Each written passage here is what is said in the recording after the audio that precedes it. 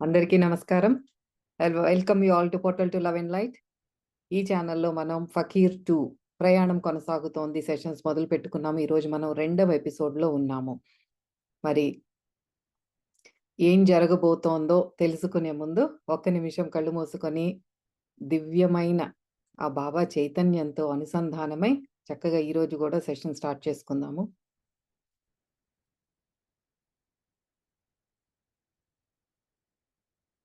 ఓం శ్రీ గురుభ్యో నమః. ఓం శ్రీకృష్ణ పరమాత్మనే నమః. ఓం శ్రీమాత్రే నమః. ఓం సాయిరామ్. ఓం సాయిరామ్. ఓం సాయి.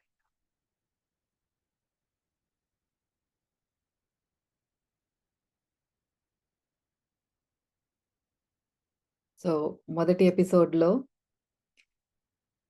ఇద్దరు ఒక యువ జంట వాళ్ళు రుద్ర ఉన్న గదిలోకి వెళ్ళటం, అక్కడ వాళ్ళకి ఒక ఏదో ఒక శక్తి ఉంది ఈ రూమ్‌లో అన్న అనుభూతి వాళ్ళకి కలుగుతుంది. అక్కడ బాబా వీళ్ళని చూసి వాళ్ళ ఇద్దరికీ వివాహం తర్వాత మొదటి 8 ఏళ్ళు వాళ్ళు కొన్ని ఆర్థిక సమస్యలు ఎదుర్కోబోతున్నారు. అది వాళ్ళకున్న ఒకే ఒక కర్మ అన్నమాట. ఈ భూమి మీదకి మళ్ళీ మళ్ళీ జన్మ తీసుకుంటూ ఆ ఒక్క ఆర్థిక ఇబ్బందిని వాళ్ళు ప్రశాంతంగా, విశ్వాసంతో, చిరునవ్వుతో దాన్ని దాటలేకపోతున్నారు. అది 8 ఏళ్ళు వాళ్ళు కలిసి ప్రయాణం చేయాల్సి ఉంది వివాహం తరువాత. అంటే ఎంతో ఆర్థిక సమస్య రాబోతోంది వాళ్ళకి. ఇదే సమస్య ఎన్నో జన్మల నుంచి తెచ్చుకుంటున్నారు. ఆ ఎగ్జామ్ వాళ్ళు పాస్ అవ్వలేకపోతున్నారు. అదే బాబా అంటున్నారు, కనీసం ఈ జన్మలో అయినా వీళ్ళు ఈ కర్మని ఇక్కడే తీర్చుకుంటే బాగుండు అని అనుకుంటున్నారు. కానీ బాబా తన కళ్ళు మూసుకొని దివ్య దృష్టితో చూసినప్పుడు ఆ యువ జంటలో ఉన్న యువకుడు మళ్ళీ మద్యం అడిక్షన్‌కి గురవ్వటం కానీ, వయలెన్స్ అంటే హింసా మార్గంలో వెళ్ళటం కానీ ఉండే సూచనలున్నాయి. కా ఆ జంటలో ఆమె మాత్రం ఆధ్యాత్మికంగా ఈ ప్రార్థనలు కానీ, ధ్యాన మార్గం కానీ పట్టుకొని ముందుకు వెళ్ళే అది కనిపిస్తోంది బాబాకి. అయ్యో! ఈ జన్మ కూడా ఇతను వేస్ట్ చేసుకుంటాడా అని కొంచెం బాధపడుతున్నారు బాబా. అదే గురువులు మన గురించి అంత ఆలోచిస్తారు అని చెప్పుకున్నాము. అలాగే మనం ఫ్రీ విల్ గురించి కూడా మాట్లాడుకున్నాం పోయినసారి. మనకున్న స్వేచ్ఛా సంకల్పం అంటే మనకి విధి నిర్ణయం ఒకటుంటే మన చేతిలో ఫ్రీ విల్‌తో మనం చేసుకునేది కూడా అది చాలా ఉంటుంది. మనకిచ్చిన గిఫ్ట్ అనమాట భగవంతుడు. మీరు భూమి మీదకి వెళ్తారు. ఇదొక నిర్ణయం ఉంది. కానీ దాన్ని మీరు మార్చుకునే శక్తి కానీ, మీకు నచ్చినట్టు మీకు మలుచుకునే శక్తి కూడా నీకిస్తున్నాను. అంటే ఇప్పుడు ఈ టైం ఉంది నాకు. ఇక్కడ నేను వీడియో చెయ్యాలా? లేకపోతే నేను కూర్చొని టీవీ చూడొచ్చా? అనే ఫ్రీ విల్ నాకుంది. నేను ఈ మార్గం చేసుకోవచ్చు. నా టైంని ఇలా కూడా వినియోగించుకోవచ్చు. ఆ స్వేచ్ఛా సంకల్పం నాకిచ్చాడు భగవంతుడు. అది ఎలా వినియోగించుకుంటున్నామనేది మన చేతుల్లో ఉంది. అది చాలా బలమైనది. అది స్వర్గాలు కానీ, దేవతలు కానీ అందులో వేలు పెట్టరు. మనం మంచి మార్గంలోకి వెళ్తే వాళ్ళు హర్షిస్తారు. అంటే మన ఆత్మోన్నతి కోసం మనం వేసే ప్రతి అడుగు అది గమనించి వాళ్ళు చూసి హర్షిస్తారు. కానీ ఇదేంటి వీళ్ళు ఈ వ్యసనానికి బానిసవుతున్నారని కానీ, అరే! మంచి మార్గంలో ఎళ్తున్నారు వీళ్ళు ఇట్లా ఆహ్, ఇందులో కానీ, అందులో కానీ. అంటే వ్యసనానికి బానిసలైతే అయ్యో! అనుకుంటారు. మంచి మార్గంలో ఎళ్తాంటే వెరీ గుడ్ అనుకుంటారు. కానీ ఈదర్ వే వాళ్ళు మన మార్గంలోకి వేలు పెట్టరనమాట. అది చెప్పేది. అది ఫ్రీ విల్ మనకి ఇచ్చిన అదొక ఏన్షియంట్ లా. పురాతనమైన ఒక నియమం అది. విశ్వంలో ఉన్నది. దాని గురించి మాట్లాడుకుందాము. అలాగే ఈ కుక్కలన్నీ కూడా చూస్తున్నాయన్నమాట. వాటికి ఎస్పెషల్లీ బ్లాండీకి అక్కడ బాబా కనిపిస్తున్నారు. రుద్ర పడుకుని ఉన్నాడు. తను కనిపిస్తున్నాడు. యువ జంటకు మాత్రం చిల్లం వాసన. ఇక్కడేదో మంచి సుగంధము, ఏదో ఒక దివ్య శక్తి ఉంది అన్న అనుభూతి అయితే కలుగుతోంది. ఇక్కడ ఈలోపు రుద్ర బాబాని చూసి తన వైపు చూసుకుంటే ఏదో ఒక ఫెదర్ లైట్ ఎంత తేలికగా ఒక ఆహ్, పక్షి ఈక కంటే కూడా ఇంకా తేలికగా ఉన్నట్టు తనకు అనుభూతి చెంది, ఇదేంటి నేనెంత హ్యాపీగా ఉన్నాను, ఏంటో అంత బంధాలన్నీ తెగిపోయి, అంత బరువు బాధ్యతలన్నీ వదిలేసి, ఎంత హ్యాపీగా ఒకలాంటి ఎక్స్టాటిక్ ఫీలింగ్‌ని తను అనుభూతి చెందుతున్నాడు రుద్ర. అలా అనుభూతి చెందుతూ తన వైపు చూసుకుంటే ఇలా అంటే బాబా చెప్తారు, "నువ్వు బరువైన బట్టలు వదిలేసావు నువ్వు" అని. ఇదేంటి బట్టలు వదిలేయటం ఏంటి? నేను జీన్స్ ప్యాంటు, చొక్కాతో పడుకున్నాను కదా! అని ఇట్లా చూసుకుంటే అంతా ఒక తెల్లని కాంతిని వెదజల్లే దుస్తుల్లాగా కనిపిస్తాయి తనకి. కనిపించి తర్వాత బాబాయ్ వైపు చూసి ఇంక స్పృహ తప్పినంత పనవుతుంది తనకి. ఎందుకలా అవుతుంది? ఇప్పటివరకు బానే ఉన్నాడు కదా! అంత హ్యాపీగా, అంత యూఫోరిక్ స్టేట్‌లో ఉన్న రుద్ర సడెన్‌గా కళ్ళు తిరిగేంత పని ఏం జరిగిందో అక్కడ ఆపుకున్నాం మనం. ఈరోజు చూద్దాం ఏం జరిగిందో రుద్రాకి. అయితే ఇక్కడ ఒక ఎక్స్‌ప్రెషన్ అన్నమాట. రుద్ర అంటున్నాడు, "sweet mother of Christ, holy bloody hell what the" అంటున్నాడు. అంటే ఓరి దేవుడా! ఏం జరుగుతోందిక్కడ అని ఒక ఎక్స్‌ప్రెషన్ అన్నమాట. ఏదో ఆశ్చర్యం వ్యక్తం చేస్తున్నాడు. బాబా నవ్వడం మొదలుపెట్టారు. రుద్ర తన మంచంపై పడుకున్న వ్యక్తిని చూస్తూ అలా చలనం లేకుండా ఉండిపోయాడు. ఆ వ్యక్తి చాలా పరిచయం ఉన్నట్టు, చాలా చాలా పరిచయం ఉన్నట్టు కనిపించాడు. ఆ వ్యక్తి ఎవరో రుద్రకి తెలుసు. కానీ మంచంపై కళ్ళు మూసుకొని ప్రశాంతంగా ఉన్న ముఖంతో చేతులు కట్టుకొని ఉన్న ఆ వ్యక్తిని చూసి, ఆ వ్యక్తితో తాను గుర్తింపబడటం అంటే తానే నేను అన్న విషయం యాక్సెప్ట్ చేయటానికి చాలా కష్టం అనిపించింది. అంటే ఇప్పుడు రుద్ర బాడీ నుంచి బయటకొచ్చేసి తనను తానే చూసుకుంటున్నాడు. మంచం మీద అట్లా ఆ బాడీ పడుకునుంది. ప్రశాంతంగా పడుకునుంది. అది ఇదేంటి అది చూసి తనకి స్పృహ తప్పినంత పనయిందనమాట. అంటే సెపరేట్ అయిపోయి, ఆత్మ సెపరేట్ అయిపోయి, తన శరీరాన్ని చూసుకున్నప్పుడు స్పృహ తప్పినంత పనయ్యి, ఇదేంటి నాకు చాలా తెలిసిన వ్యక్తిలాగున్నాడు ఎవరీ మనిషి అని తన్ని తాను ప్రశ్నించుకుంటున్నాడనమాట. ఇలా ఏం జరగడం లేదు బాబా! అసలేం జరుగుతోంది? ఏం జరుగుతోందిక్కడ? మంచం మీద ఉన్న వ్యక్తి నేనే అయితే, మరి మీతో మాట్లాడుతున్న ఈ వ్యక్తి ఎవరు? మరి నేను మీతో మాట్లాడుతున్నట్లయితే, ఆ మంచం మీద నిద్రపోతూ అచ్చు నాలాగే కనిపించే ఆ వ్యక్తి ఎవరు? ఇంకా బాబా మీరు నవ్వడం ఆపండి. బాబా ఇది నవ్వుకోవలసిన విషయం కాదు. మీకు తెలుసు. ఇదంతా కూడా బ్లాండీ తోక ఊపుకుంటూ వీళ్ళిద్దరిని చూస్తూనే ఉంది. వీళ్ళిద్దరి మధ్య బాబాకిను, రుద్రాకి జరిగే సంభాషణ బ్లాండీకి కనిపిస్తోంది. అది చక్కగా తోక ఊపుకుంటూ వింటోంది, చూస్తోంది.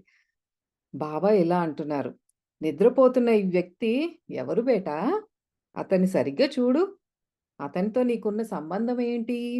నిజమైన రుద్ర ఎవరు?" రుద్ర మంచం మీద నిద్రపోతున్న తన స్వరూపాన్ని చూశాడు. కానీ అతనికి తెలుసు. అతను ఇక ఆ శరీరంలో లేడని మాత్రమే కాదు, అతను ఇక ఆ వ్యక్తే కాదని కూడా ఇప్పుడు తనకర్థమైంది.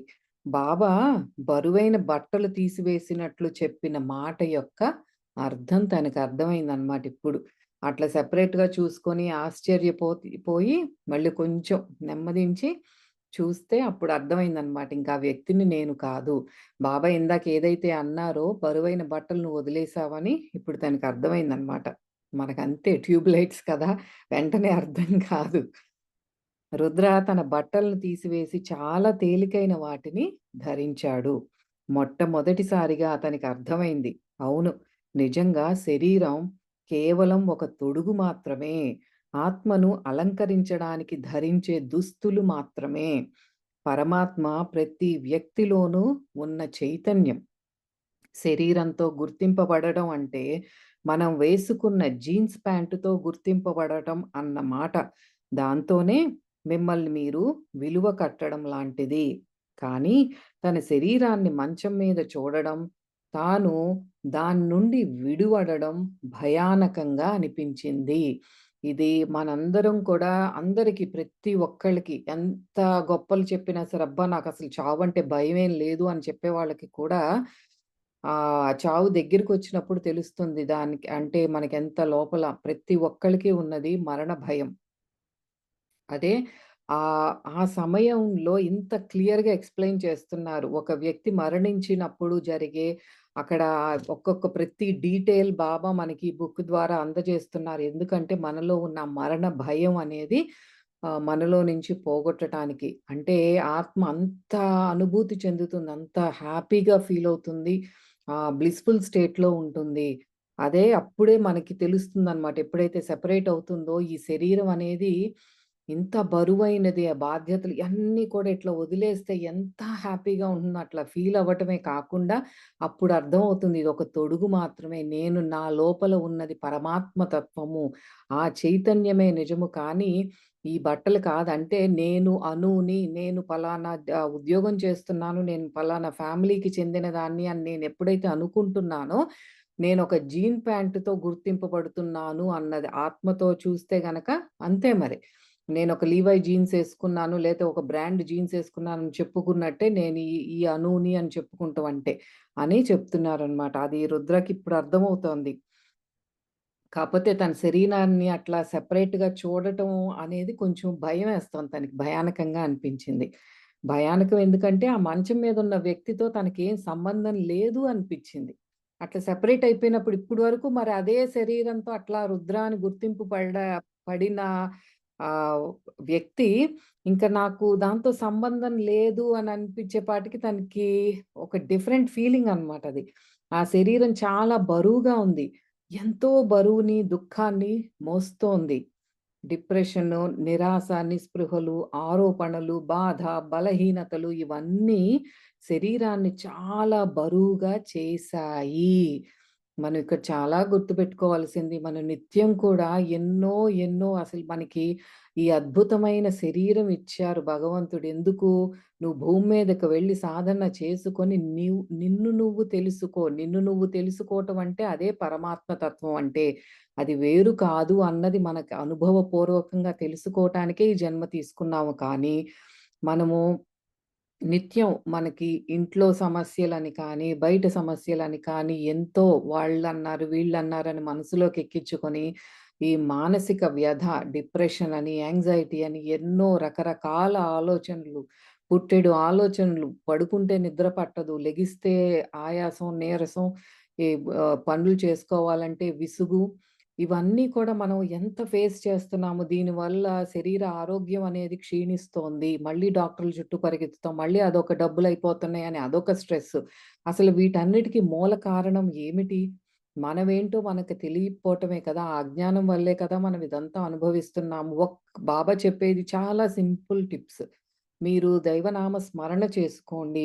కొద్దిగా ధ్యానం చేసుకోండి. కొంచెం మంచి కర్మలు అంటే ఏదన్నా చారిటబుల్ ఆర్గనైజేషన్స్‌కి కొద్దిగా మనీ డొనేట్ చేయటం కానీ, మీ సమయాన్ని వెచ్చించటం అట్లాంటివి చిన్న చిన్న సింపుల్ టిప్స్ చెప్తారు. వీటి వల్లే మనకి మానసికంగా ఎంతో మనకి ప్రశాంతంగా అనిపిస్తుంది. వాటిలో ఒక్కటి ప్రాక్టీస్ చేసినా సరే, మనం ఏదైతే ఈ బరువు అనుకుంటున్నామో అది కొద్ది కొద్దిగా దించుకుంటాము.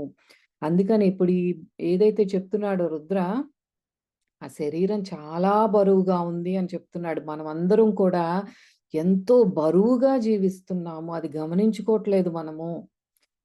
ఒబిసిటీ ఇప్పుడు డిప్రెషన్‌లోకెళ్ళిపోవటం కానీ, ఆ డిప్రెషన్‌లో మళ్ళీ ఎక్కువ ఎక్కువ తినేయటం. ఎందుకంటే ఏదో లోపల వెలితి, ఏదో బాధ.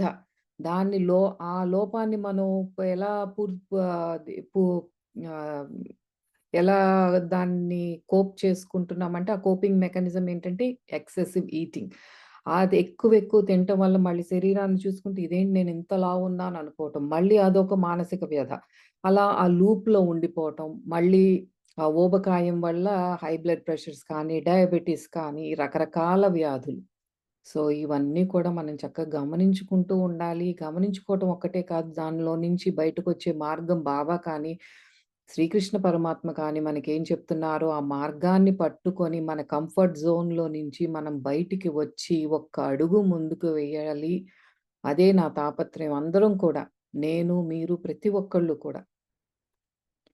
సో, అందుకే రుద్రకు చాలా తేలికగా, ఫ్రీగా, స్వేచ్ఛగా, అద్భుతంగా అనిపిస్తోంది. అంటే ఆశ్చర్యమేం లేదు కదా మరి.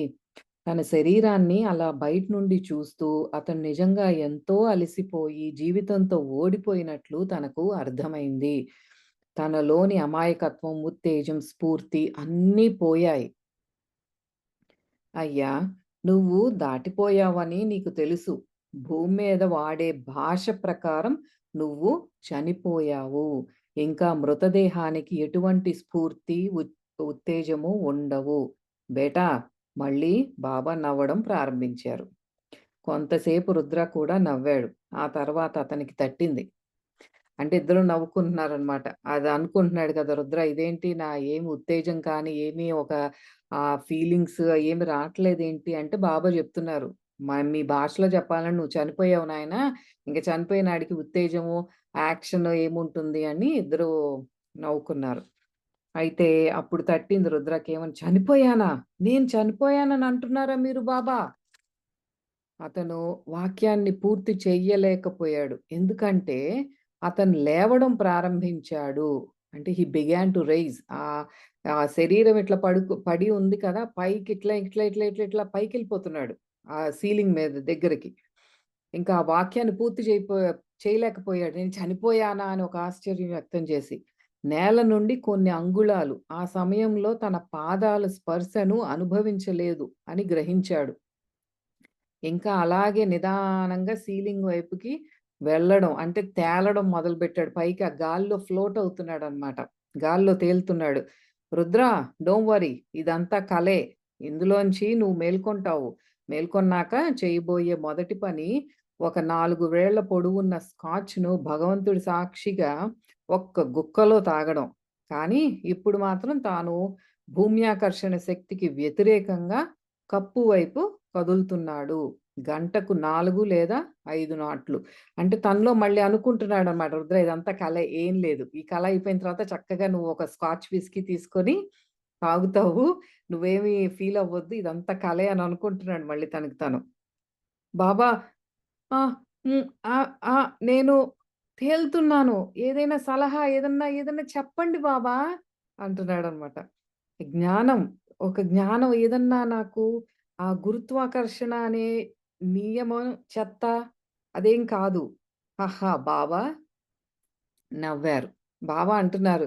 అదంతా చూస్తూ తనకి హాస్యంగా ఉంది బాబాకి. తను ఆశ్చర్యం వ్యక్తం చేసుకుంటుంటే. అయితే రుద్ర ఇప్పుడు సీలింగ్ దగ్గర ఉన్నాడు. తేలుతున్నాడు. కిందకు వంగి తన శరీరాన్ని, బాబాని, బ్లాండీని ఇంకా ఆ 2 కుక్కల్ని చూస్తున్నాడు. వాటిని చూస్తుంటే ఈ తేలటం అనేది చాలా సహజంగా తీసుకున్నట్లు అనిపిస్తోంది.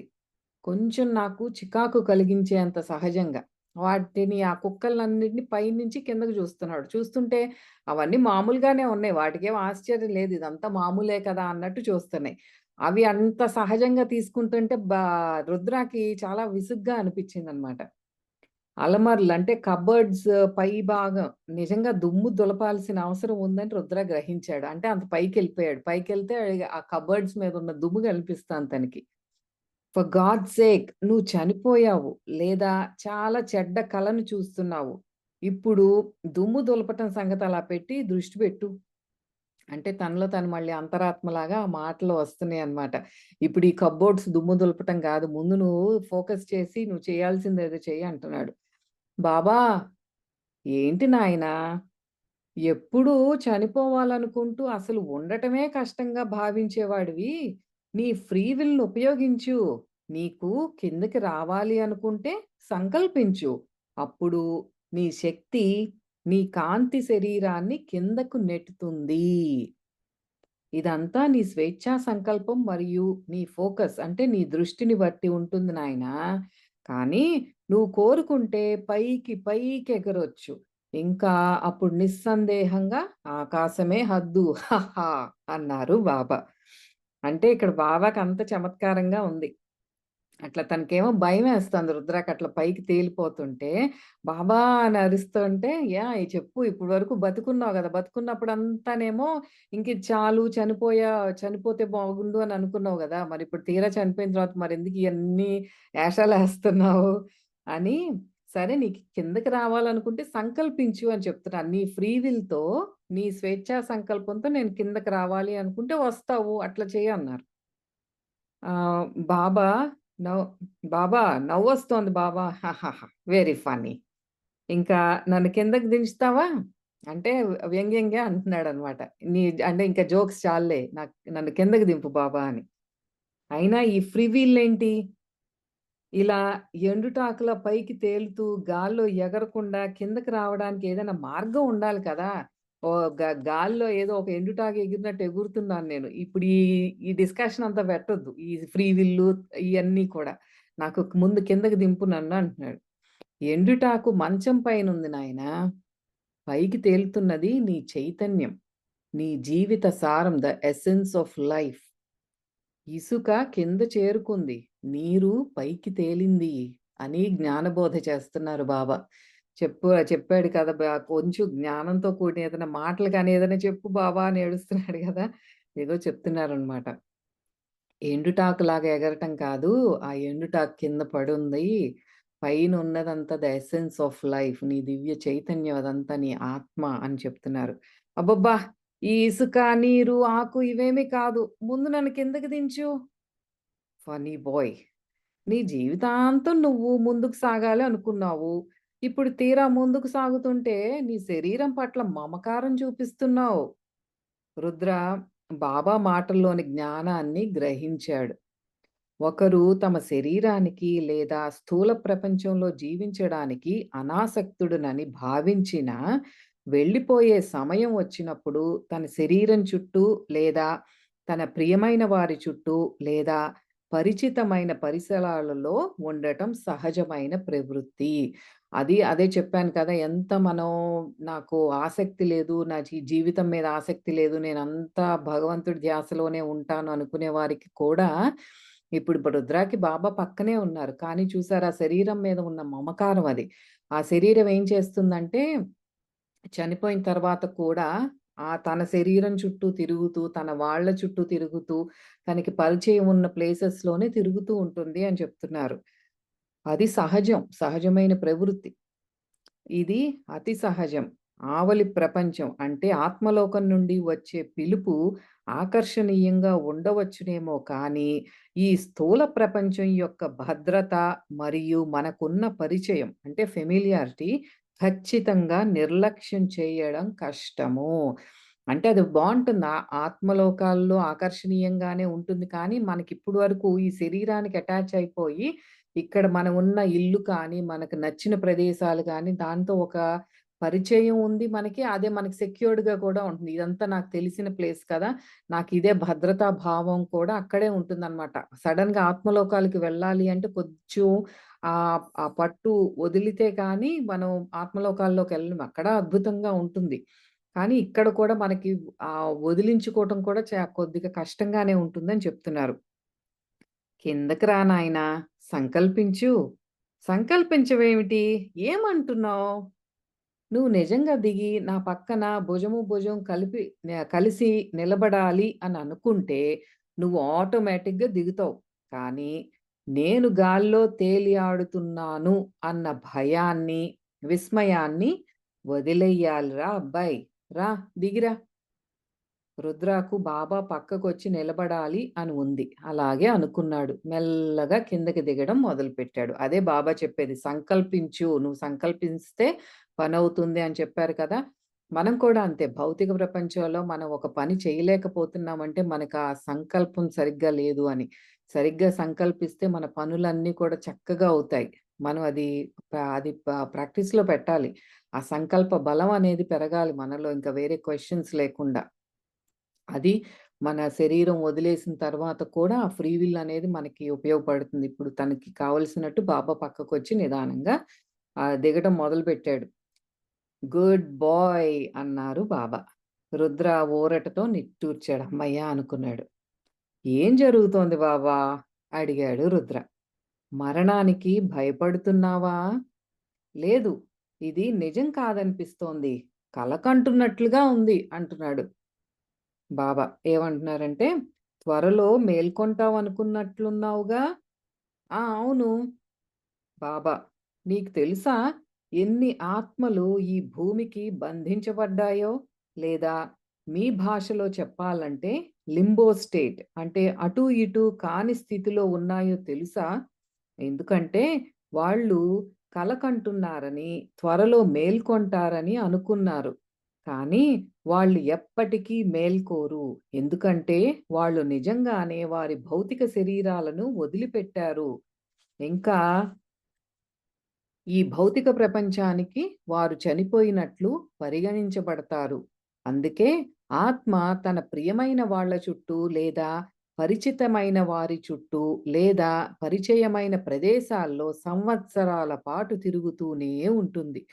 ఇదంతా ఒక కల అని, త్వరలోనే జీవితం మళ్ళీ యథావిధిగా ఉంటుంది అని, మరణం అనే ఈ పీడకలతో కూడిన రాత్రి గడిచిపోతుంది అని అనుకుంటుంది. అలా భావిస్తుందంట. ఆత్మ ఎప్పుడైతే శరీరాన్ని వదిలి బయటికి వెళుతుందో, చాలా సేపు అది ఇదంతా కలే. నేను మళ్ళీ నా శరీరంలోకి వెళ్తాను అన్న భ్రమలోనే ఉంటుందంట. అక్కడక్కడే తిరుగుతూ ఉంటుంది. నిజానికి ఇలా ఎన్నో సంవత్సరాలు గడిచిపోతాయి కానీ, ఆత్మ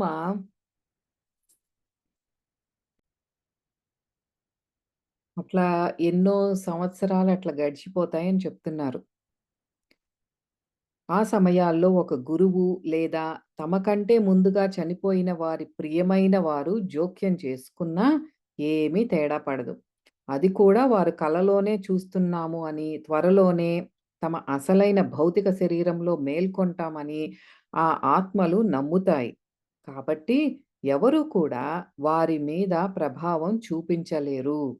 అందుకే మేము ఫ్రీ విల్ అంటే స్వేచ్ఛా సంకల్పం చాలా ముఖ్యమని చెబుతాను నాయనా. మేము కూడా మీ ఫ్రీ విల్‌ని మార్చలేము. తారుమారు చేయలేము. ఎందుకంటే అది ఆత్మ యొక్క నిజమైన పురోగతి లేదా పతనానికి పరామితి లేదా కొలమానిక.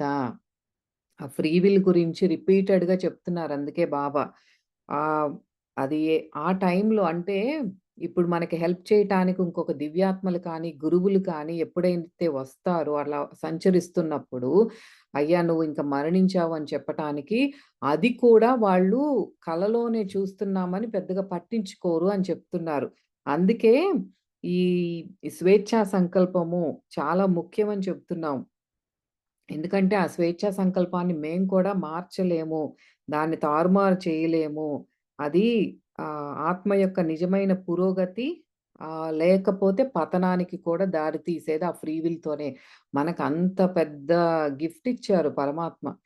మీ ఫ్రీ విల్‌తో మీరు సోల్ ఉన్నద ఉన్ ఉన్నతంగా ఎదగటానికి వాడుకుంటారా? లేకపోతే మీరు ఈ భౌతిక ప్రపంచంలోనే హ్యాపీగా ఎంజాయ్ చేయటానికి లేతే వ్యసనాలకు లోనవ్వటానికి వాడుకుంటారా? నాకు సంబంధం లేదు అని ఇచ్చేసారది. ఆహ్, హ్మ్. భూమి మీద నీకు మంచి లేదా అసహ్యకరమైన వాటి మధ్య, సద్గుణం మరియు దుర్గుణం మధ్య, అంధకారం మరియు ప్రార్థనల మధ్య ఎంచుకోవడానికి స్వేచ్ఛ ఉంది. మరియు నీవు చేసే ప్రతి ఎంపిక నీ భవిష్యత్ కర్మను నిర్ణయిస్తుంది. మనం ఒక సిట్యుయేషన్‌లో మనం ఏం నిర్ణయం తీసుకుంటున్నాము అనేది, అదే మనకి ఆ భవిష్యత్ కర్మ ఎటువంటి కర్మలు మనం తెచ్చుకుంటున్నాం. పుణ్యకర్మ తెచ్చుకుంటున్నామా? లేతే పాపపు కర్మ తెచ్చుకుంటున్నామా? లేతే నిష్కామ కర్మ అయి మనం కర్మలు చేస్తున్నామా? ఆ నిష్కామ కర్మ అనేదే మనకి ముఖ్యం. ఎందుకంటే పాపకర్మ చేసినా, పుణ్యకర్మ చేసినా సరే మళ్ళీ జన్మ తీసుకోక తప్పదు. అందుకనే మనం ఎప్పుడు కూడా ఆ న్యూట్రల్ స్టేట్‌లో స్థిరంగా, స్థితంగా ఉండి కర్మ చేయటం అనేది మనకి ముందు అభ్యాసంగా ఒక సాధనగా మారుతుంది. తర్వాత ఆ సాధనే మనకి సహజమవుతుంది. అలా ఉండాలి మన ప్రాక్టీస్ అనేది. మరణంలో కూడా ఇది వర్తిస్తుంది.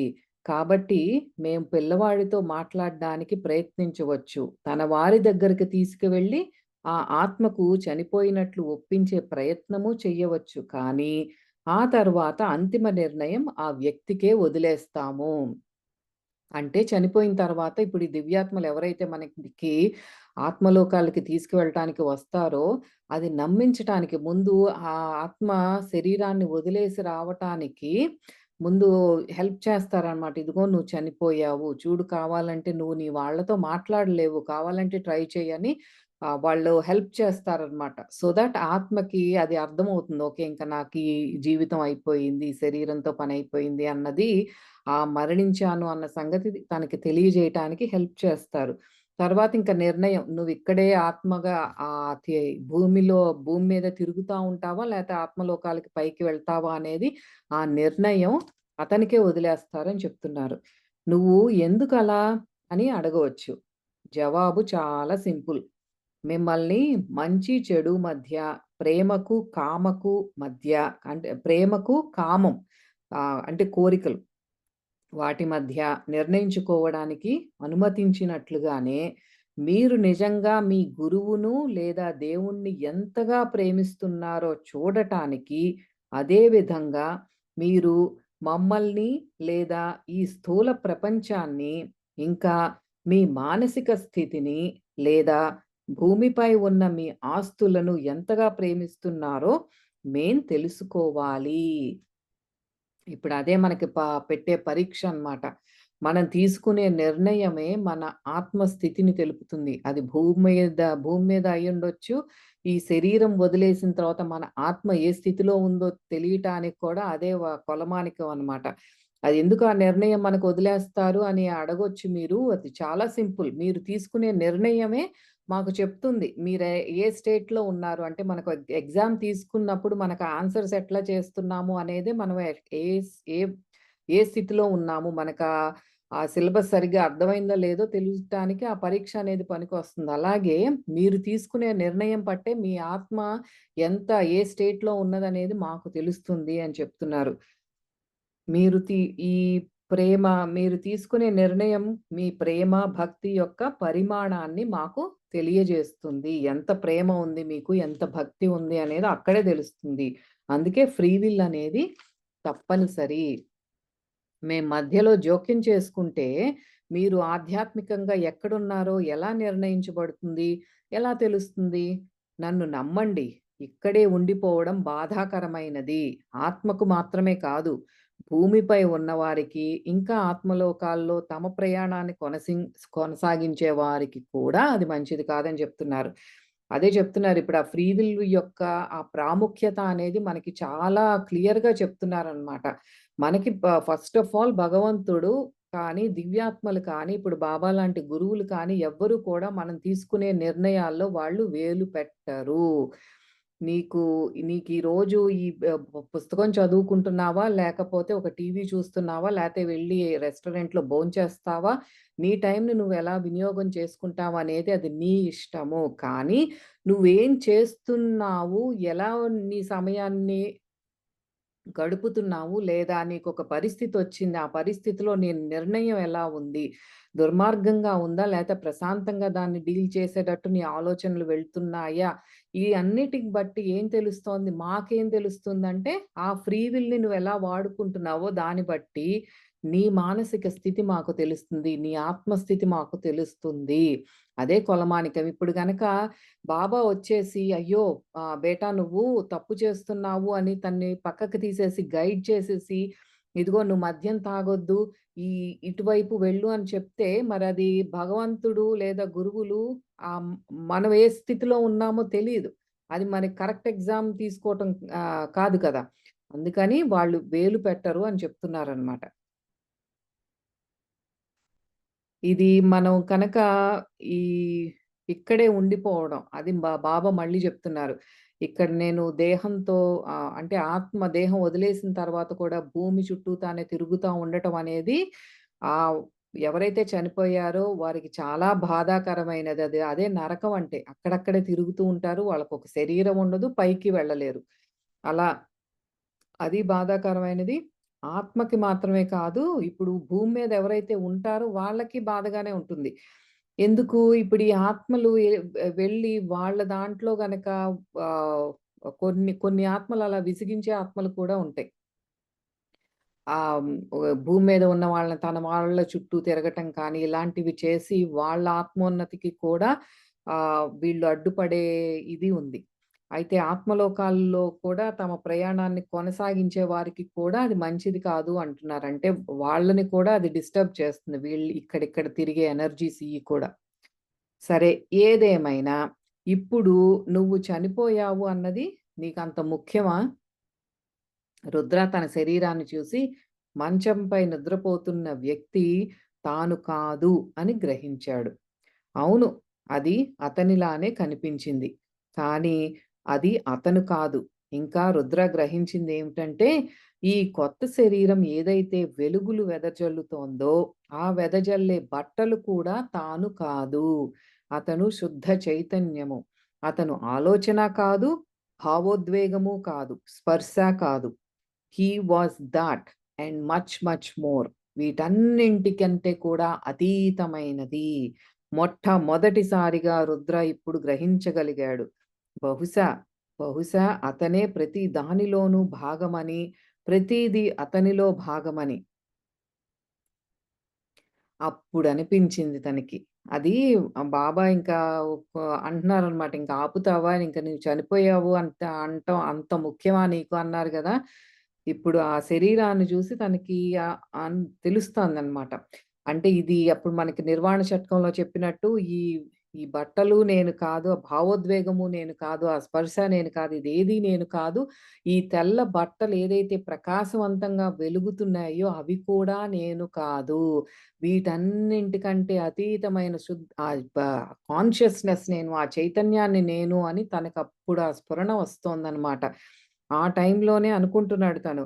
అన్ అతనిలో ప్రతి దానిలో అందరిలోనూ ఉన్నది నేనే. నాలోనే అందరూ ఉన్నారు అన్న స్థితికొచ్చాడు. దాన్నేమంటారో ఒక్కసారి మీరు కామెంట్స్‌లో పెట్టండి. ఆ స్థితిని ఏమంటారు? ఇప్పుడు ఇది రుద్ర ఏదైతే ఫీలవుతున్నాడో అందరిలోనూ నేను ఉన్నాను. నాలోనే అందరూ ఉన్నారు అన్న స్థితిని ఏమంటారు? Question to audience. సరే. అతను దీన్ని ఇంకా వివరించలేకపోతున్నాడు. కానీ తనకు అందరితోనూ సంబంధం కలిగి ఉందని, మరియు వారంతా ఆహ్, ఏదో విధంగా అతనితో సంబంధం కలిగి ఉన్నారని తెలుస్తోంది. ఒక అల మరియు సముద్రంలాగా అతను కూడా ప్రతి దానిలో భాగము మరియు సమగ్రము. కానీ ప్రస్తుతానికి తాను ఈ కాంతిని వెదజల్లే వ్యక్తి. అట్లా అనిపిస్తోంది గానీ ప్రస్తుతానికి హి ఈస్ యాక్సెప్టింగ్. ఓకే. ప్రస్తుతానికి నేను ఈ కాంతిని వెదజల్లే వ్యక్తిని. కానీ అంతా ఉన్నది నేనే. ఒక సముద్రంలో అలలాగా కలిసిపోయి ఉన్నాను నేను అనుకుంటున్నాడు. ఈ స్వేచ్ఛగా, సంతోషంగా, ఎటువంటి బరువు లేకుండా ఉన్న వ్యక్తి ఇంకా తనకు ఆ మంచంపై పడుకున్న ఆ వ్యక్తిగా తిరిగి రావడానికి ఇష్టపడలేదు. అవును. శరీరంలో ఉండటం ఒక పంజరంలో ఉన్నట్లు అనిపించింది. అందుకేనేమో ప్రతి ఆధ్యాత్మిక గురువు, గ్రంథాలు ధ్యానం చెయ్యమని ప్రోత్సహిస్తాయి. ఎందుకంటే ధ్యాన స్థితిలో ఆత్మ పైకి విహరిస్తుంది.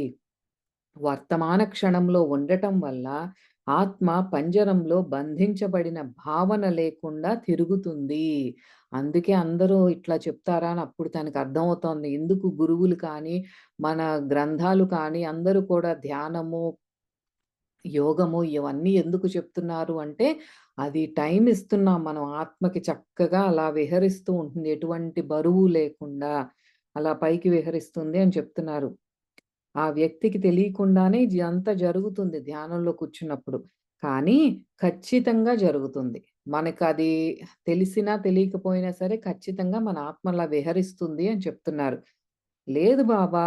నేను చనిపోయానని నాకేం పట్టదు. ఇంక నేను ఐయామ్ ఓకే.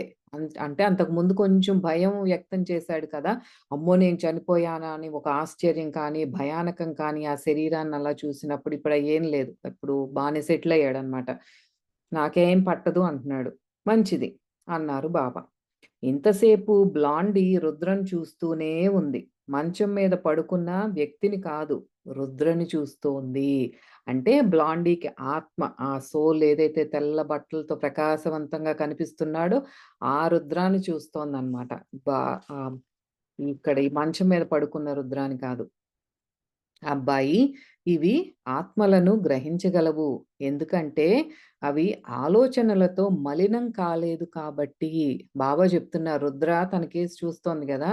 అంటున్నారు. అవి ఆత్మలని చూడగలవు. ఈ జంతువులు, కుక్కలేవైతే ఉన్నాయో చూడగలవు. ఎందుకంటే, మనమైతే అంత థాట్స్‌తో గందరగోళం చేసుకుంటున్నాం మన మనస్సుని. వెరస్ ఆ జంతువులకి అది లేదు కాబట్టి అంటున్నారు. ఇంకా వారి ప్రయారిటీస్ అన్నీ అంటే ప్రాధాన్యతలు చాలా స్పష్టంగా ఉంటాయి. ఏంటది? వారు మాస్టర్‌ను ప్రేమిస్తాయి. అంటే వాళ్ళ ఈ ఓనర్ ఎవరైతే ఉన్నారో ప్రేమించటమే. అదొక్కటే వాటికి తెలిసింది. ఆ విశ్వాసం చూపించటం, ప్రేమించటమే. అదొక్కటే అవి పాటిస్తాయని చెప్తున్నారు. రుద్ర ఏ కారణం లేకుండానే తన పాత స్నేహితురాలు స్నేహాను గురించి గుర్తు చేసుకోవడం ప్రారంభించాడు. గుర్తు చేసుకోవడం కంటే ఇంకా ఎక్కువ. ఏదో ఒక శక్తి అతన్ని గది నుంచి స్నేహ వైపుకు లాగుతున్నట్లు అనిపించింది. అలా జరుగుతోందనమాట. ఈ సంభాషణంతా అయిపోయింది. ఆత్మ పైకి వెళ్ళటం కానీ, అక్కడ ఫ్రీ విల్‌కున్న ఇంపార్టెన్స్ చెప్పారు బాబా. అట్లాగే మనం ప్రతి సిట్యుయేషన్‌లోనూ మనం తీసుకునే నిర్ణయమే మన ఆత్మోన్నతి. మనం ఎ ఎ ఏది నిర్ణయం ఎలా తీసుకుంటున్నామో, దాన్ని బట్టి మన ఆత్మస్థితి తెలుస్తుంది అని చెప్పి, ఇదంతా అయిపోయిన తర్వాత ఓకే. రుద్ర సెటిల్ అయిపోయాడు. ఇంకా చనిపోయాడు. ఓకే. అని ఒక ఆహ్, హ్మ్. యాక్సెప్ట్ చేశాడు. తర్వాత ఏదో శక్తి తనని లాగుతోంది. అక్కడిద్దరు సంభాషణ జరుగుతోంది. బాబా, తను మాట్లాడుకుంటున్నారు. ఈలోపు ఏదో ఒక స్ట్రాంగ్‌గా ఎవరో లాగుతున్నట్లు అనిపిచ్చింది తనని. ఆ అమ్మాయి పేరు స్నేహ అని చెప్తున్నారు. ఎవరు మరి ఈ స్నేహ? ఈ పుల్ ఏంటి? దీని గురించి తెలుసుకోవాలంటే మళ్ళీ మనం వచ్చే గురువారం వరకు వెయిట్ చేయవలసిందే. నెక్స్ట్ ఎపిసోడ్ 3లో ఈ స్నేహ ఏంటి? రుద్ర ఏంటి అనుభూతి? ఏం అనుభవిస్తున్నాడో తెలుసుకోవడానికి మళ్ళీ వచ్చే గురువారం మళ్ళీ కలుద్దాం. అంతవరకు సెలవు.